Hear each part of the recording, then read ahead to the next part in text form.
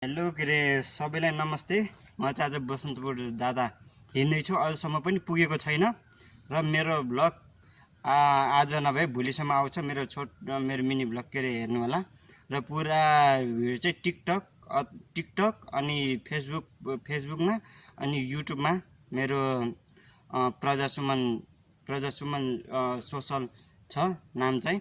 त्यसमा चाहिँ गएर पुरा भिडियो चाहिँ हेरिदिनु होला। म भोलिसम्ममा म सबै भिडियो लगभग 6-7 मिनटको जति म चाहिँ फेसबुक, युट्युब, टिकटक गरेर तीनटामा राख्छु र इन्स्टाग्राममा पनि आउने छ र मेरो भिडियो चाहिँ सबै हेर्नु होला। मैले बुटोलदेखि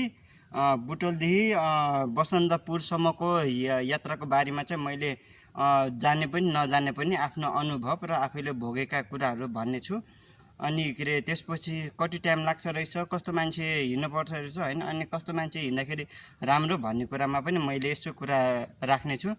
र त्यसपछि बुटोलदेखि लगभग ट्रेकिङमा हिँड्दाखेरि चाहिँ लगभग कति 13-14-15 किलोमिटर रहेछ, 15-16 किलोमिटर नै रहेछ लगभग बुटोलबाट। म चाहिँ लगभग चानबारीबाट हिँड्दै आएको, त्यहाँबाट हिँड्दाखेरि चाहिँ लगभग 16-17 किलोमिटर नै देखेँ। र माथि जब के अरे लुम्बिनी केबल कार माथिदेखि लगभग मैले माथि डाँडादेखि मैले बल्ल गर्दाखेरि गुगल म्यापमा हेर्दाखेरि अझसम्म कामाख्या मन्दिर टेम्पलमा पुग्नको लागि अझ 11 किलोमिटर देखाएको थियो।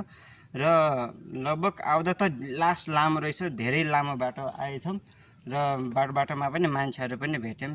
अनि मान्छेहरू भेट्यौँ, हामीभन्दा अगाडि 2 जना दाइ थियो, उहाँहरू अगाडि जानु भएसँग हामी चाहिँ अलिकति चाउचाउ नास्ताहरू खाएर अलिकति ढिलो भयो।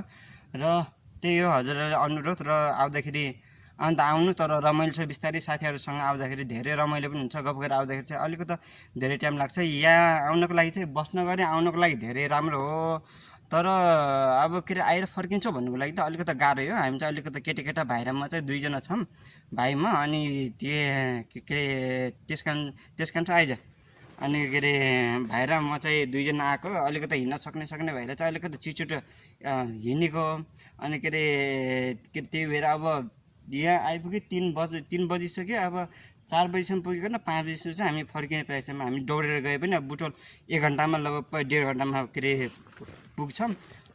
त्यस कारण चाहिँ अलिकति ढिलो हिँड्नेहरू चाहिँ अलिकति छिटो आउनु होला। लगभग बिहानको मर्निङ वाकमा आएर फर्किने आउनुभयो भने लगभग बिहानको मर्निङ वाकमा 5-6 बजीतिर 7 बजीतिर आइकन लगभग 12-1-2 बजीतिर पुगिकन यसो 1-2 घन्टा यसो नास्ता खाइकन घुमफिर गरिकन फोटोसोटो खिचिकन भिडियो बनाइकन फर्किनु चाहिँ अनि राम्रो हुन्छ। नत्र कि त यहाँ आउने 10-12 बजीतिर आउने अनि यतै बस्ने गरी आउने भयो भने अनि अलिकति साथीसँग आउँदाखेरि अलिकति टाइम लाग्छ। त्यही भएर चाहिँ भाइ र म चाहिँ अलिकति हिँड्ने मान्छे भएर चाहिँ छिटो आयौँ। अब छिटो फर्किन्छौँ, अब अझै जानु छ। ल सबैलाई नमस्ते है त।